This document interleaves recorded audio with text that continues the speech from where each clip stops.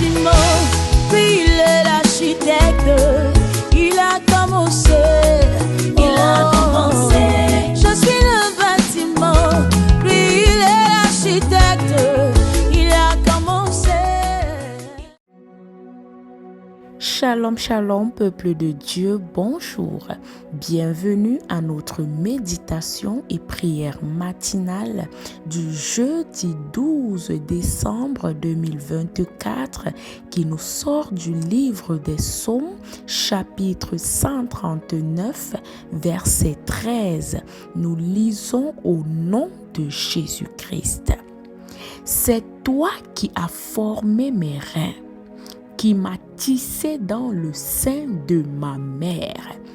Bien-aimé, ce matin, cet extrait, n'est-ce pas, du roi David, confirme que nous avons été faits par Dieu, que nous avons été tissés, formés par Dieu. Bien-aimé, personne ne nous connaît mieux que Dieu. C'est lui le Père fondateur du corps que nous possédons. Bien-aimé, c'est lui le Père fondateur, le penseur, n'est-ce pas, de l'être que nous sommes. C'est lui qui nous a pensé et qui nous a réalisé. Bien-aimé, c'est lui qui nous a imaginé. C'est lui qui nous a conçus et qui nous a créés.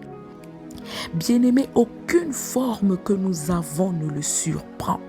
Car c'est lui qui a placé chaque élément de notre corps à la place où il se trouve. Bien-aimés, nous sommes le projet de Dieu. Bien-aimés, nous sommes le plan de Dieu. Et il y travaille afin que son projet que nous sommes soit une réussite. Bien-aimés, Dieu n'est pas le créateur des œuvres inachevées. Personne n'a envoyé un SMS à Dieu pour naître. Personne n'a envoyé un courriel à Dieu pour avoir la forme qu'il a. C'est lui qui a pensé, qui a décidé de nous former tels que nous sommes. Et pour cela, nous devons lui dire merci. Et nous devons être moins exigeants parfois. Alors ce matin, bien-aimé, avant que Dieu ne te forme, il avait déjà des projets pour toi.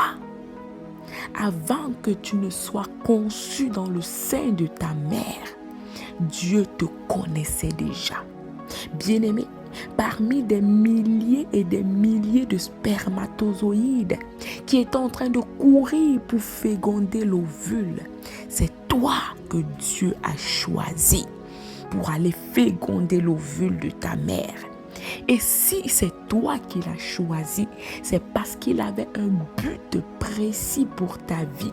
C'est parce qu'il avait une destinée précise pour ta vie. Tu n'as pas été créé au hasard. Tu n'es pas le fruit du hasard. Et tout ce que Dieu crée doit vivre. Tout ce que Dieu crée, n'est-ce pas, doit porter du fruit.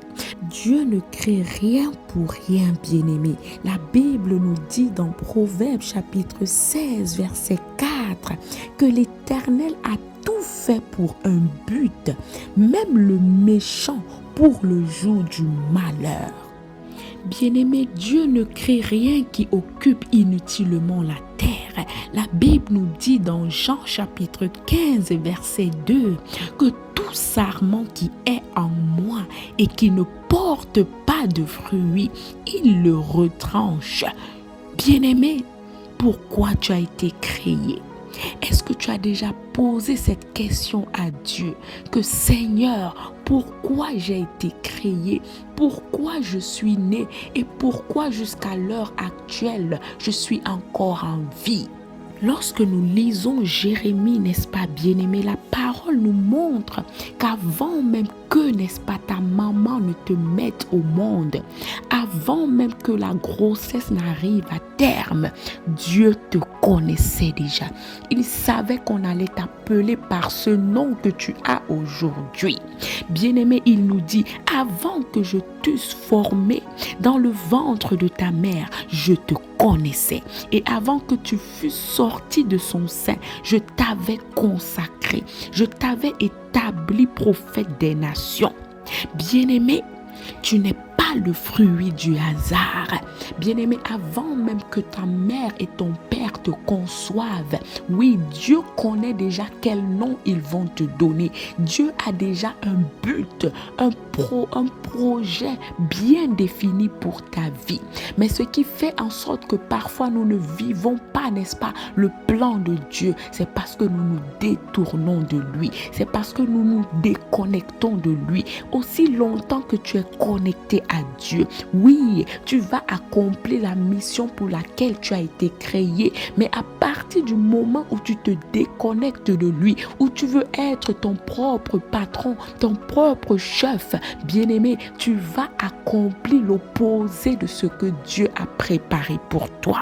Lorsque nous lisons, n'est-ce pas, l'histoire de la venue de Jean-Baptiste, la Bible nous dit dans Luc chapitre 1 à partir du verset 13 que l'ange a apparu à Zacharie pour lui dire que sa prière a été exaucée parce que Élisabeth, son épouse, était stérile. La Bible nous dit qu'il a dit à Zacharie, ta femme Élisabeth t'enfantera un fils et tu lui donneras le nom de Jean. Bien-aimé, Dieu connaît le nom par lequel on va t'appeler. Il dit à Zacharie, il sera pour toi un sujet de joie et d'allégresse et plusieurs se réjouiront de sa naissance car il sera grand devant le Seigneur. Il ne boira ni vin ni liqueur enivrante et le Saint-Esprit, n'est-ce pas? Oh, il sera rempli du Saint-Esprit dès le sein de sa mère. Bien-aimé, regardez les projets que Dieu avait déjà pour Jean alors qu'il n'avait même pas encore été conçu. Bien-aimé, lorsque tu restes connecté à Dieu, ces projets pour ta vie s'accomplissent automatiquement. Bien-aimés, nous connaissons également la venue de Jésus. Qu'est-ce que la Bible nous dit? Toujours dans Luc chapitre 1 à partir du verset 31, la Bible dit que l'ange a apparu à Marie et l'ange lui a dit, ne crains point Marie, car tu as trouvé grâce devant Dieu. Tu deviendras enceinte et tu enfanteras un fils. Tu lui donneras le nom de Jésus. Bien-aimé, c'est Dieu qui donne le nom. Oui, c'est Dieu qui définit avec quel nom on va t'appeler. Parce que même le nom n'est pas le fruit du hasard. La Bible nous dit, oui, que ce Dieu, ce Jésus que Marie va porter sera grand et sera appelé Fils du Très-Haut. Et le Seigneur Dieu lui donnera le trône de David, son père. Il régnera sur la maison de Jacob éternellement et son règne n'aura pas de fin. Bien-aimé, voici la destinée de Jésus avant même que Marie ne soit enceinte. Bien-aimé, laisse-moi te dire ce matin qu'avant que ton père et ta mère se rencontrent, Dieu t'avait déjà conçu dans sa pensée. Oui, bien-aimé, la rencontre de ton père et de ta mère, n'est-ce pas, c'est le plan de Dieu. Parce que oui, d'eux devait sortir, n'est-ce pas, la personne que tu es. Et cette personne avait une mission précise à accomplir dans ce monde tant qu'elle restait connectée à Dieu. Nous connaissons l'histoire de Samson. Lorsque nous lisons Juges chapitre 13 à partir du verset 2, la Bible nous dit que la femme de Manoch était stérile. Elle n'enfantait pas. Mais un jour, l'ange est apparu à la femme pour lui dire, tu es stérile certes, mais oh, tu deviendras enceinte et tu enfanteras un fils.